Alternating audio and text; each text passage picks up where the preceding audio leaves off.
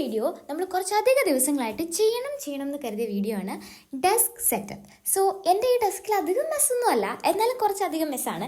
ഇന്നത്തെ വീഡിയോ ഞാൻ ചെയ്യാൻ കാര്യം വേറൊന്നുമല്ല, ഞാൻ തിരിച്ച് കൊച്ചിക്ക് പോവാണ്.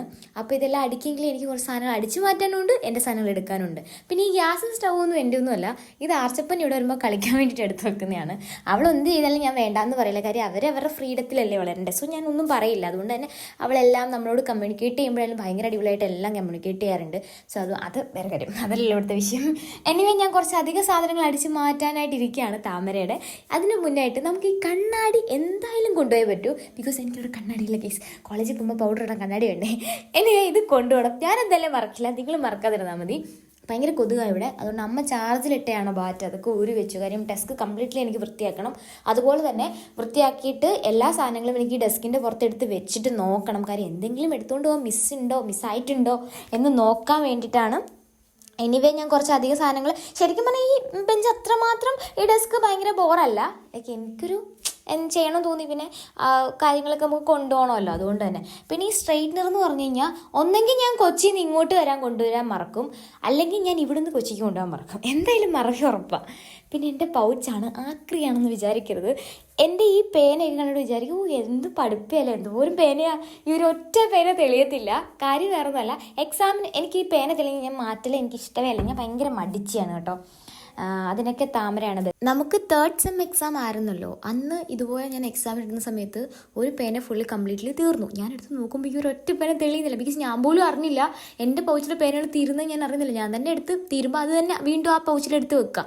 അങ്ങനെ എനിക്ക് അബദ്ധം പറ്റി, അതുകൊണ്ട് ഞാൻ വിചാരിച്ചു ക്ലീൻ ചെയ്തേക്കാം. ദെൻ നമുക്ക് മേക്കപ്പ് പൗച്ചിലേക്ക് പോവാം. എൻ്റെ കുറച്ച് അധികം സാധനങ്ങൾ തീർന്നായിരുന്നു, നമുക്കത് ഓർഡർ ചെയ്യണം. ദെൻ ഞാൻ റിവ്യൂ പറയാം.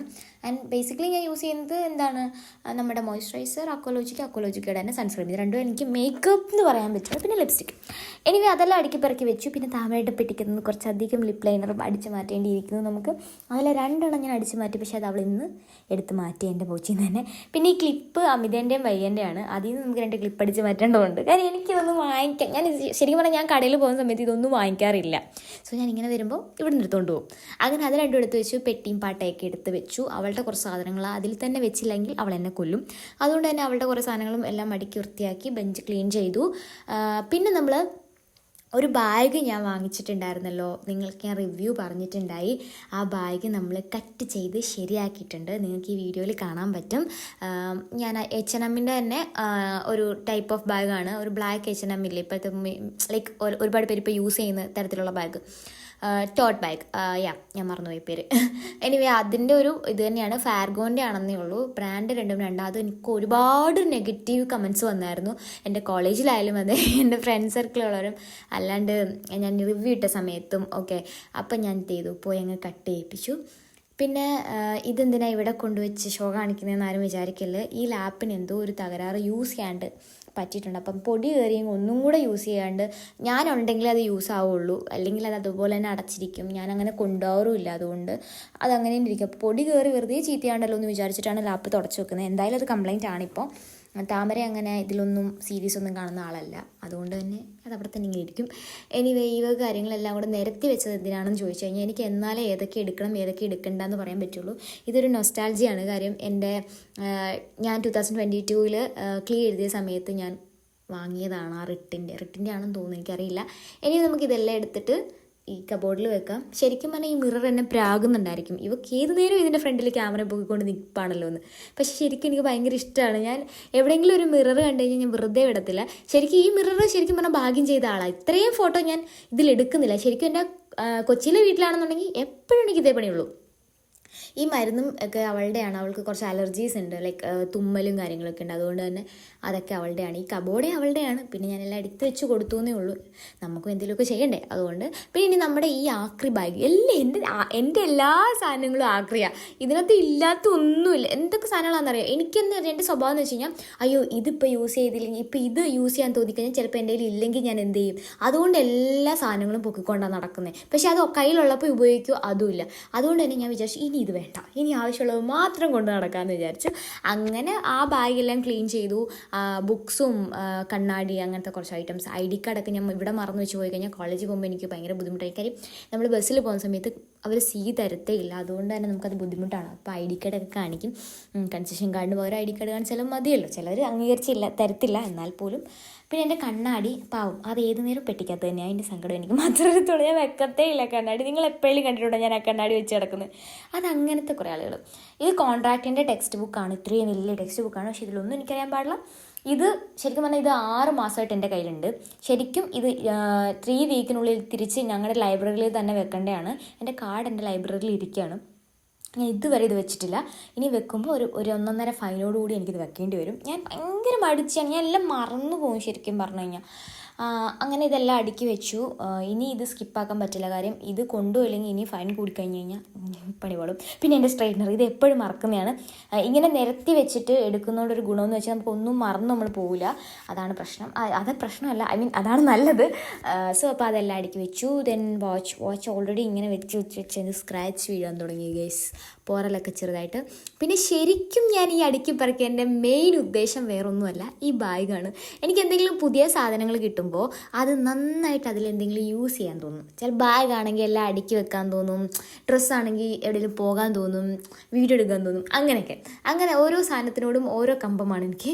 എനിവേ ഇതുള്ളതുകൊണ്ടാണ് ഈ അടുക്കിപ്പറക്ക് പോലും നടന്നത്. ഇതാണ് ഞാൻ ചെറുതാക്കിയത്. ഇപ്പോൾ എനിക്ക് കറക്റ്റ് അളവാണ്, എനിക്ക് ഓക്കെയാണ്. ലെങ്ത് കുറച്ചു, മേളിൽ നിന്ന് കുറച്ചിട്ട് വീണ്ടും അതെല്ലാം തയ്പ്പിച്ചു. ഞാൻ നന്നായിട്ട് ചെയ്തു തന്നിട്ടുണ്ട് കേട്ടോ, ഒന്നും പറയാനില്ല, അടിപൊളിയായിരുന്നു. പിന്നെ എൻ്റെ അഹങ്കാരത്തിന് ഫാർഗോ എന്ന് പറയുന്നതിൻ്റെ ആ സാധനം ചെറുതായിട്ടൊന്ന് ഇളകി, പക്ഷെ കുഴപ്പമില്ല, അത് ശരിയായി. എനിവേ ഇത് രണ്ടും അടുക്കി വെച്ചു. ഇതിന് ഇവിടെ വെച്ച് ശരിയാവത്തില്ല, കാര്യം ഇത് ഞാൻ ഓരോ തവണ ഞാൻ എവിടെയെങ്കിലും പോകുമ്പോൾ ഈ സാധനം എടുത്ത് പുറത്തിട്ട് ഇത് നശിപ്പിക്കും. അതുകൊണ്ട് ഞാൻ വിചാരിച്ചു എവിടെയെങ്കിലും കൊണ്ട് മാറ്റി വെക്കാം. അതുകൊണ്ട് തന്നെ നമുക്ക് ഈ 2 ബാഗും കൊണ്ട് അപ്പുറത്തെ റൂമിൽ വെക്കാം. അങ്ങനെ നമ്മുടെ ഡെസ്ക് സെറ്റപ്പ് ഒക്കെ കഴിഞ്ഞു. നമുക്കിനി ജസ്റ്റ് ഒന്ന് ക്ലീൻ ചെയ്തെടുക്കാം. അധികം പൊടിയൊന്നും ഇല്ല, എന്നാലും നമുക്കൊന്ന് ജസ്റ്റ് ഒന്ന് തുടച്ചെടുക്കാം. എൻ്റെ അസൈൻമെൻറ്റ്സ് ഒക്കെ ഭയങ്കരമായിട്ട് പെൻഡിങ് ആണ്. വേറെ ഒന്നുമല്ല, നമുക്ക് എക്സാം ഡിക്ലെയർ ചെയ്ത സമയത്ത് നമുക്ക് 4th സെമ്മിൻ്റെ അസൈൻമെൻറ്റ് വെക്കേണ്ട ടൈമിൽ അവർ എക്സ്റ്റെൻഡ് ചെയ്തിരുന്നു. സോ ഇനി റീഓപ്പൺ ചെയ്യുന്ന ടൈമിൽ, മീൻസ് ക്ലാസ് റീഓപ്പൺ ചെയ്യുന്ന സമയത്ത് നമുക്ക് ഈ അസൈൻമെൻറ്റ്സ് ഒക്കെ സബ്മിറ്റ് ചെയ്യണം. അതിൻ്റെ ഇടയ്ക്ക് താമര ഇതിട്ടുകൊണ്ട് നടന്നു. ഞാൻ ക്യാമറ ഓഫ് ആക്കിയിട്ടില്ലായിരുന്നു, അപ്പുറത്ത് പോയി വെച്ചപ്പോഴാണ് ഞാനിത് പിന്നീടാണ് കാണുന്നത്. എനിവേ നമുക്ക് അസൈൻമെൻറ്റ്സ് ചെയ്യാം. അസൈൻമെൻറ്റ്സ് ചെയ്യണമെങ്കിൽ എനിക്ക് എൻ്റെ ഫോൺ എടുത്തേ പറ്റുള്ളൂ. എന്തായാലും നമുക്ക് പേപ്പേഴ്സൊക്കെ ഒന്ന് ജസ്റ്റ് ഒന്ന് അറേഞ്ച് ചെയ്യുന്ന വരെയൊക്കെ നിങ്ങൾ കണ്ടോ. അത് കഴിയുമ്പോൾ എനിക്ക് വെക്കാൻ പറ്റില്ല, ബിക്കോസ് എൻ്റെ ഈ ഫോണിലാണ് നമ്മുടെ ക്ലാസ്സസിൻ്റെ എല്ലാ കാര്യങ്ങളും കിടക്കുന്നത്. സോ അപ്പോൾ നിങ്ങളൊന്ന് ജസ്റ്റ് മാനേജ് ചെയ്യാതെ. ഓക്കെ, നമ്മളെപ്പോൾ പഠിക്കാനിരുന്നാലും എന്തെങ്കിലുമൊക്കെ റീസൺ നമ്മളെ ഡിസ്ട്രാക്ട് ചെയ്യുമെന്ന് പറയുന്നത് കേട്ടിട്ടില്ലേ? ഇതാണ് എന്നെ ഡിസ്ട്രാക്ട് ചെയ്യുന്നത്.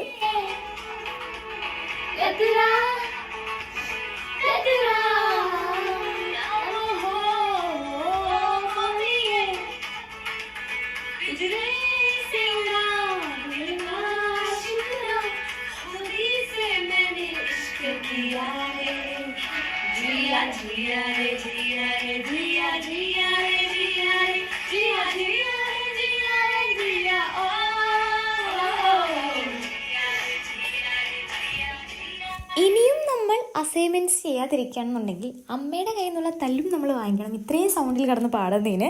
ആൻഡ് അസൈൻമെൻറ്റ് പെൻഡിങ് ആയാൽ ടീച്ചേഴ്സിൻ്റെ നിന്ന് ഉള്ള ചീത്തയും കേൾക്കേണ്ടി വരും. സോ ഞാൻ വിചാരിച്ചു ഇനിയും നമ്മൾ ഇതിൽ നിൽക്കുന്നത് റിസ്ക്കാണെന്ന് മനസ്സിലാക്കി ഞാൻ ഇത് മീൻസ് ആ പാട്ടും ഡാൻസും ഒക്കെ അവിടെ വെച്ച് തന്നെ നിർത്തി.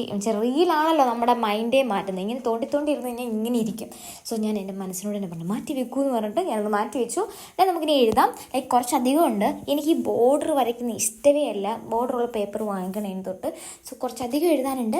അപ്പോൾ എൻ്റെ ഈ ഓർഗനൈസിങ് വീഡിയോസൊക്കെ ഇഷ്ടമാണെന്ന് മനസ്സിലാക്കിയാണ് ഞാൻ ഈ വ്ളോഗ് എടുത്തത്. കാര്യം കഴിഞ്ഞ വട്ടം ഇട്ട ഓർഗനൈസിങ് വീഡിയോയ്ക്ക് നമുക്ക് യൂഷ്വലി കയറുന്നതിനെക്കാട്ടി കൂടുതൽ വ്യൂസ് കയറിയിട്ടുണ്ടായിരുന്നു. അപ്പോൾ എനിക്ക് തോന്നുന്നു നിങ്ങൾക്ക് ഇഷ്ടമാണെന്ന്. സോ ഇഷ്ടപ്പെട്ട ലൈക്ക് ചെയ്യാനും ഷെയർ ചെയ്യാനും സബ്സ്ക്രൈബ് ചെയ്യാനും ഒന്നും മറന്നു പോകില്ലേ. അപ്പോൾ അത്രേ ഉള്ളൂ.